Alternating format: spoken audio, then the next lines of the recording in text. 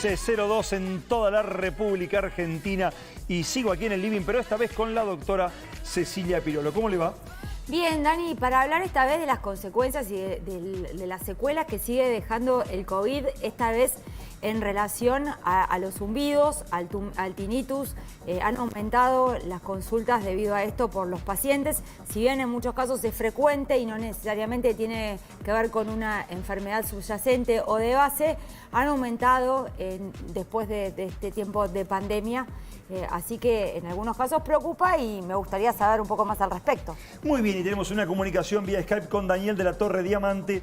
Él es otorrinolaringólogo del ISO. Hola Daniel, buenas tardes. Aquí tu tocayo te saluda y la doctora Pirolo. ¿Cómo estás? Hola, ¿qué tal? ¿Cómo le va? ¿Cómo andan, chicos? ¿Todo bien? Bien, muy bien. Yo la verdad que la doctora está más acostumbrada, por supuesto, he escuchado seguramente y nos estaba hablando un poquito, pero yo es la primera vez que lo escucho. Digo, ¿qué es esto, Doc? Mirá, bueno, esto ahora viene a la luz, como comentaba la doctora, por la pandemia, así que esto se está viendo que es una de las manifestaciones mediano tardías que aparecen, sí que es el incremento de lo que son los acúfenos, zumbidos o tinnitus, ¿sí? ¿Qué son los acúfenos, zumbidos o tinnitus? Son tres sinónimos, ¿sí? Para ya empezar a ir definiéndolo. Es la sensación de un sonido o ruido, ¿sí? Que se produce, o sea, que uno lo percibe en realidad sin que haya una fuente externa sonora, ¿sí? Esto es una afección bastante frecuente, por lo menos como otorrinolaringólogo la veo prácticamente, te diría que a diario, y es importante considerarlo, ¿sí? Que lo conozcan los médicos clínicos, los médicos generalistas también, porque bueno, suelen recurrir los pacientes a ellos y es importante conocerlo y saber qué tipos de zumbidos, de tinnitus que existen, ¿sí?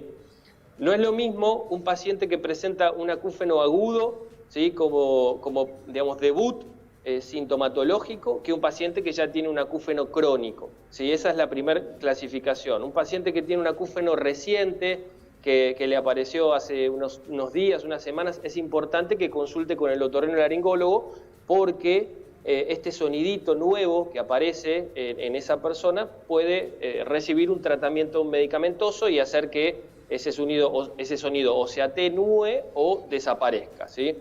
El panorama para los acúfenos, los sonidos, los tinnitus más crónicos es más difícil de tratar, pero existen alternativas de tratamiento para estos pacientes también, ¿sí?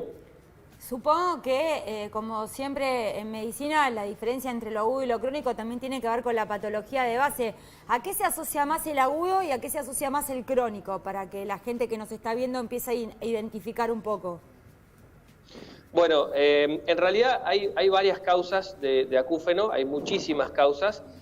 Uno cuando recibe un paciente trata de descartar las causas más frecuentes, como ser, por ejemplo, alguna hipoacusia en ese paciente. Hay que hacer una audiometría, idealmente de urgencia, no hay que esperar 2 o 3 meses para hacer la audiometría, porque todo acúfeno crónico en algún momento fue agudo. Entonces lo que uno no quiere es que ese acúfeno agudo se cronifique y ese paciente siga con esa molestia permanentemente, ¿no? Un acúfeno es un síntoma que suele menospreciarse bastante en la práctica diaria por los médicos y la realidad que para los pacientes genera un trastorno en la calidad de vida muy significativo. Las causas más frecuentes, respondiendo a tu pregunta, de un acúfeno agudo suelen ser la hipoacusia, ya sea por un trauma acústico o por una pérdida de audición, ¿sí? Especialmente en los tonos más agudos. También están otro tipo de trastornos específicos del oído, como ser, por ejemplo, el síndrome de Meniere, la otoesclerosis, ¿sí? que suelen también asociarse a acúfenos.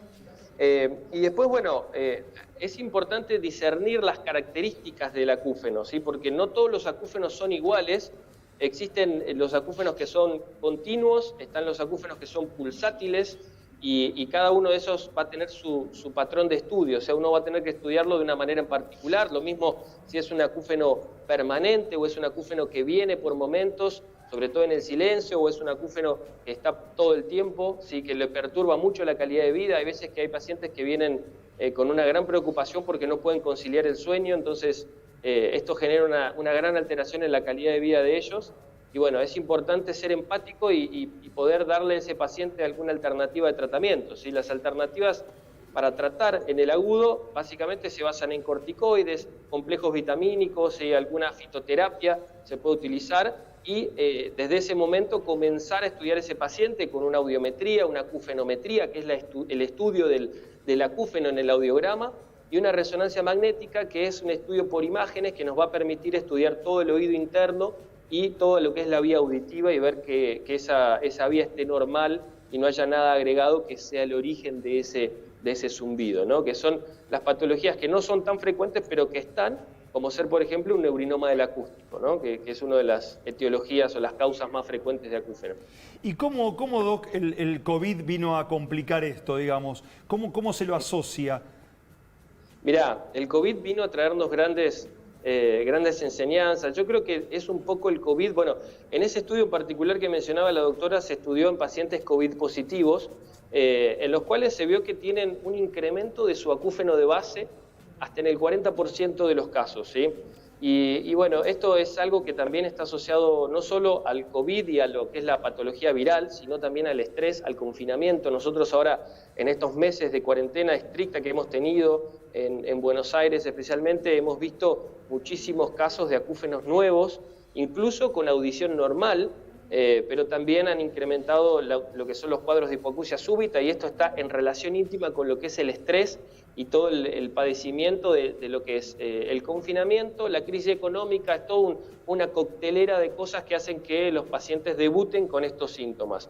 La causa en común es el estrés, y también el estrés puede generar lo que es una inflamación en toda la zona de la articulación temporomandibular, que es debido al bruxismo, que también tiene una alta asociación con lo que son los acúfenos.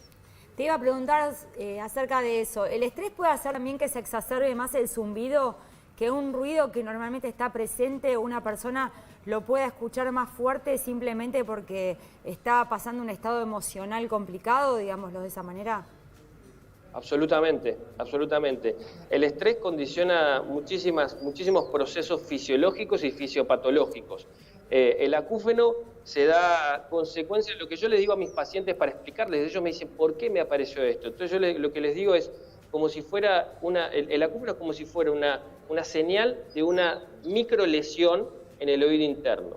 Esa microlesión es como si hiciéramos una lesión en la piel. Bueno, hay veces que la piel cicatriza perfectamente y no deja ninguna marca, pero hay veces que si ese estímulo lesivo, o sea, si esa lesión fue muy profunda, deja una cicatriz. Bueno, hay veces que los acúfenos quedan en el organismo, hay veces que desaparecen, como a veces a la gran mayoría de los que deben estar mirando, y a ustedes también les debe haber sucedido después de algún evento, alguna fiesta, que estuvieron con un sonido fuerte, les queda un zumbidito, así que eso sería un aviso del oído interno de que recibió un trauma acústico, ¿no? Ese zumbidito es el atontamiento de las células sensoriales del oído. Cuando pasa un tiempo, ese atontamiento puede recuperarse y esas células normalizarse y desaparece el acúfeno, o puede cronificar si es que se ha producido un daño significativo que genera la muerte de algunas células del oído interno. Entonces, por eso es que es importante consultar rápidamente al otorrinolaringólogo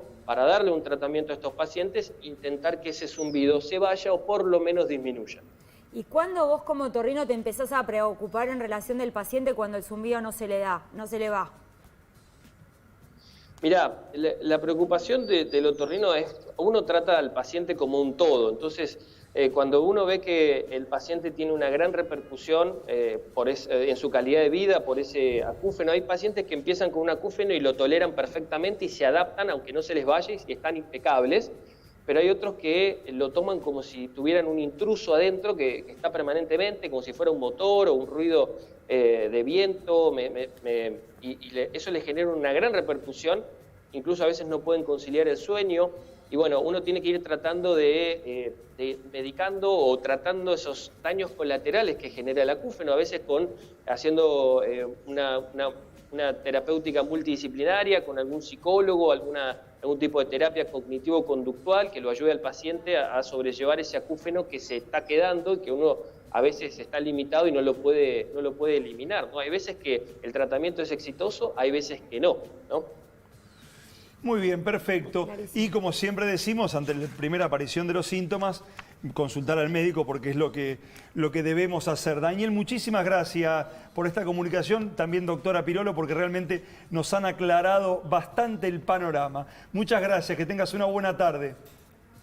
Muchas gracias, Daniel y doctora Pirolo. Un gusto. Gracias, Muy igualmente. bien, gracias. Muy bien, señoras.